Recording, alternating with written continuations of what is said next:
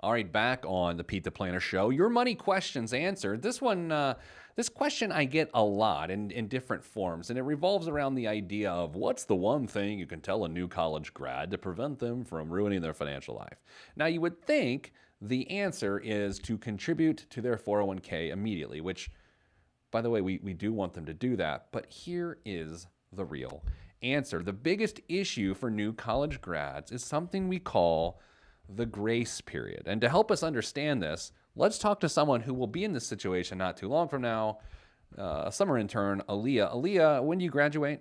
I graduate next May. Next May. Okay, so that'll be an exciting time for you. Slightly terrifying, yes, though. Will you have student loans? Is this something you're willing to talk about? You don't have to talk about the amount, but will you have Yeah, any? I do. I do have some student loans that actually still kind of scare me right now. Okay, sure. I'm scared too. I'm not even involved. So, Aaliyah, do you know what the grace period is? Is that like the time they give you, like, don't they like give you like 6 months before you start paying? Yes, and this is where we're going to focus our time. So, the biggest mistake that new college grads make, especially in relation to those folks with student loans, which the average is creeping now near $40,000. $40,000 is what the average college graduate in the year 2018 will have in student loan payments. And I think the number is north of 70% of graduating seniors this year, well north of 70%, have student loans. Okay, so here's the problem. When you accept the grace period, when you say, well, thank you for being so gracious, when you accept the grace period, here's what ends up happening.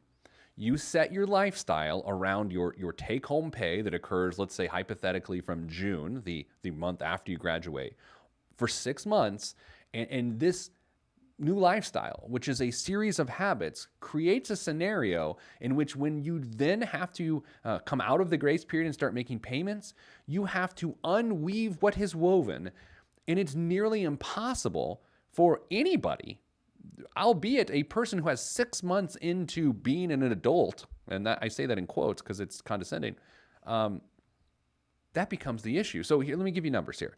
Aaliyah, I want to imagine for a second that your first job, your take-home pay is $2,500 a month. Okay, are we good with that? I mean, maybe not. I don't know. Is that okay? Can we go with that? Yeah, that sounds great. $2,500 a month, which would mean you're basically, your income's like 44,000, something like that on a gross basis, but you're $2,500 a month. Okay, and let's say your student loan payment is $500 a month, but you don't start paying it right away because of the grace period. Mm-hmm. So what happens is, I know you're talking about moving away and doing these different things, so that means you can't really live at home if you move away unless you force your family to move with you, which is weird, right? Yeah, it's weird. It would be weird. It's like, hey guys, like, I just got to college, let's all go somewhere else. It doesn't work that way. No. So you move out, you got a bunch of expenses because you're establishing a household not here, right? Mm-hmm. And so if you're going to do that and you're moving to an expensive area like you plan to, right? Like the most expensive area, then what ends up happening, I should say, because that's the right way to say it, is that you use all $2,500 a month because you kind of have to. I mean, most people would.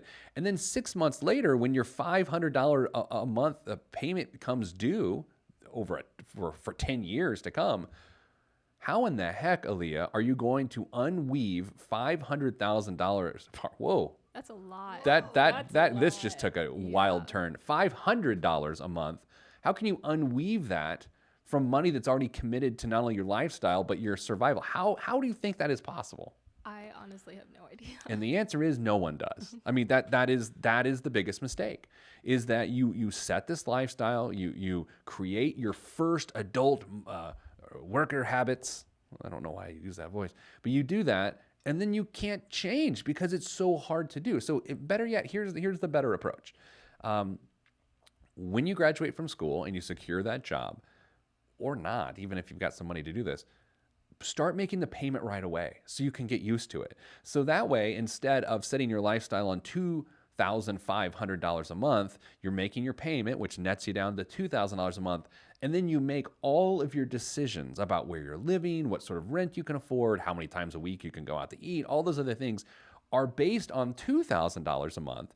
So there is no grace period. And in other words, you never form bad, aggressive habits that then you have to reverse 6 months later. Does that make sense? Yeah, that makes a lot more sense. It does make a lot more sense, except that grace period just seems like this beautiful, wonderful thing. It's like, oh, they've extended me some grace. Like, don't you feel that way? It's like the grace period seems like a good thing. Yeah, I think it's like used, especially because a lot of college students don't have that job coming out of college. And so, like, I think that's what they say, but it's kind of like manipulating also at the same time. Yeah, I think a lot of language around student loans makes you feel better, or is meant to make you feel better about the situation than the situation really is. For instance, income-based repayments I also find to be a really bad idea. Obviously, an income-based repayment is where you don't feel great about your income, it's a little bit lower, so then your payments, your required minimum payments are based on the income you have available. And you're thinking, oh, that makes a lot of sense because I don't have that much money. But here's what it does. It drags your student loans out for so much longer than you need to deal with them. Again, I'm going to get negative feedback on this particular point at askpete@petetheplanner.com. Subject line, "You're wrong again, Pedro." But I'm telling you, income-based repayment, while painted in the corner as a good thing for new grads, it is not. Taking 25 years to pay off your student loans is a horrendous idea.